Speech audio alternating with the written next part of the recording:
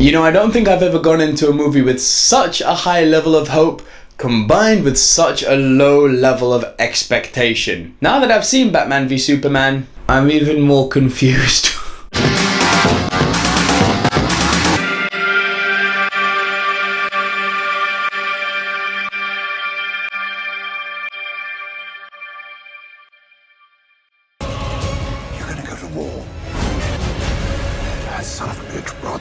Batman vs Superman movie review.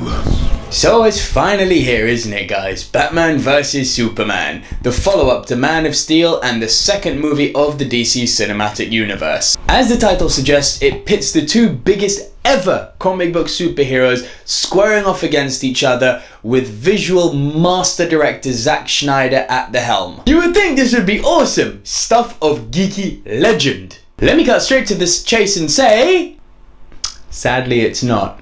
Now this is actually a really tricky review to do because I have to both cater for the fact that this is clearly a movie that's going to appeal to the super geek boys like myself, and how much this movie is going to appeal to them and me. But I'm also going to have to factor in the fact, how does this movie perform as a standalone action movie, taking out the fanboy side? It's going to be tough, but I'll do my best. Story-wise, the movie basically picks up during the climax of Man of Steel. We see the Kal-El Zod fight from Bruce Wayne's point of view, and it's really good. You know, it starts at a brilliant pace, full of action. It's interesting to see it from another point of view that isn't right up in the action, but kind of more removed. And I'm thinking, okay, if this is how the movie's going, this is going to be awesome. To be fair though, if you've seen the trailers, you've probably seen a lot of this intro already, but we'll get to more about the trailers and how they didn't really help this movie in a little bit. But after this great intro, the movie just kind of drags, almost to a freaking halt. To be fair, this is due in no small part to the fact that Zack Snyder has a ton of material to present and get through in this movie. But while doing that, we almost lose focus of the fact that the title is Batman vs Superman, and that build-up you want to the two of them squaring off. There's not much tension there, it's not really there. Nothing beyond, again, what you've seen in the trailers. The terrible problem that most characters in this movie have is a lack of motivation. Literally every character has this problem. The lines actually got blurred between making a great movie and making a great comic book movie. And ultimately, the movie doesn't really succeed in either department. Now obviously this is spoiler free, don't worry, I'm not going to give anything away here, but when the big fight does finally happen between Batman and Superman, you're kind of left thinking, really? That's why they're fighting? From purely a fanboy point of view, if you're expecting something like from Frank Miller's The Dark Knight Returns, which is what this movie was partly influenced by, you're not going to find that type of motivation here. It's just not there. The reasons for fighting, heh. And don't even get me started on why they actually stopped fighting. Sorry, but it's fucking laughable. Now because this sounds like I'm bashing, before I carry on, let me get one thing out the way that I know has been on everyone's mind in this movie. The acting. I can't remember the last time a movie cast a group of actors and pulled people so far apart. All round, I was actually pleasantly surprised. Cavill owns Superman. He is Superman. Ben Affleck, who is actually one of my biggest worries, I stand corrected. It's the first time I've seen someone do both a good Bruce Wayne and a good Batman. And brutal Batman. In no movie of Batman ever, except maybe in some of the animated movies, have you seen such a violent Batman. Problem I had with him, that Batman definitely kills in this movie. That shouldn't happen. Gal Gadot, some people I've read are not liking her. I thought she was awesome as Wonder Woman. She had this good flirtatious vibe going on during the parties, and when she arrives as Wonder Woman, boom, it's awesome. Biggest surprise of all, Jesse Eisenberg. He was a good Lex Luthor. I can't give away exactly what his role is in the movie without going into spoilers, but for what his role required of him, he was good. He played the psycho really well. He had these moments of awkwardness and then he'd take a turn and get really freaking dark. Is he the Luthor we all wanted? No, clearly not. Does he play the psycho really well? Oh yeah. He didn't take me out.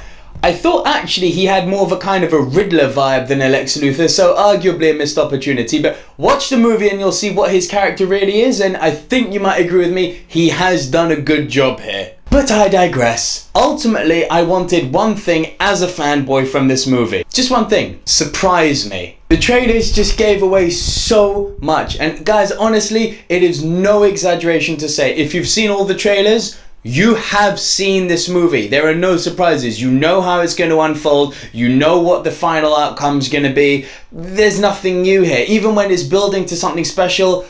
Oh yeah, wait, hang on, I know where this is going. I've seen this in the trailer. There was a fun few Easter eggs for the incoming Justice League movie, which surprisingly I actually thought were some of the best parts of the movie. But beyond the Justice League references, the actual main core of Batman v Superman, it's all been seen in the trailers. Basically, Batman vs Superman, it's a very confused package. It draws inspiration from some of the best comic books ever written and some of the best animated comic movies ever made. Superman Doomsday, The Dark Knight Returns by Frank Miller. There's even hints of Death in the Family with the death of Robin in there. It really tries to pay tribute to fanboys and what we love in comic books. But while paying for service to the fanboys, it actually almost forgets that it's an action movie. There isn't much action to be had here, which is kind of surprising, and the movie almost gets bogged down and borderline boring by, you know, a very, very slow plot development and a lot of political intrigue about what kind of hero we really need, what do we need or do we not need Superman,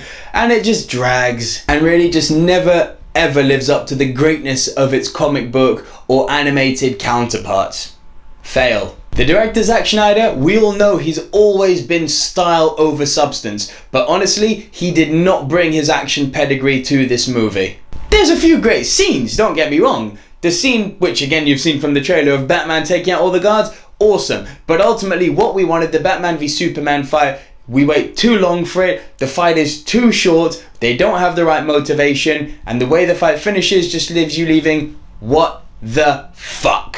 Dawn of Justice? Yeah, in parts. Superman Doomsday? Yeah, okay, maybe. Superman versus Luthor? More applicable. Batman versus Superman? Yeah, for about 5 minutes. Basically, all we're left with action-wise is a very, very long movie with arguably a very cool fight against Doomsday at the end. And you know who's in that if you've seen the trailers. Again, I think as a movie, it's pretty average, but what I find unforgivable is that as a comic book movie with the two biggest superheroes at its disposal, it's nearly actually a bad movie. Despite all the actors' best efforts, the characters of Batman and Superman have not been done justice. Pun intended! Taking my fanboy side out of this, looking at it objectively, I cannot give Batman vs Superman, as much as it breaks my heart, anything more than 5 out of 10.